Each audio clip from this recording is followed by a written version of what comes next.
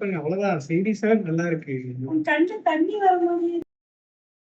இதே எங்கள் அம்மா இருந்தால் வச்சுக்கோங்க, இவ்வளோ முடி வெட்டுறதை பார்த்துட்டு வச்சுக்கோங்க, விளக்க மாத்திரையிலே அடிப்பாங்க எங்கள் அம்மா.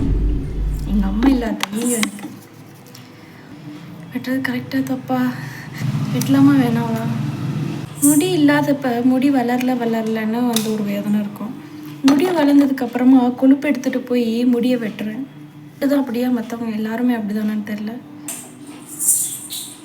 கல்யாணத்துக்கு முன்னாடி எனக்கு ரொம்ப கம்மியாக தான் முடி இருக்கும், ஆனால் வந்து அடர்த்தி இருக்காது. ஃபோட்டோஸ் இங்கே காமிக்கிறேன் பாருங்கள், குட்டியாக தான் இருக்கும்.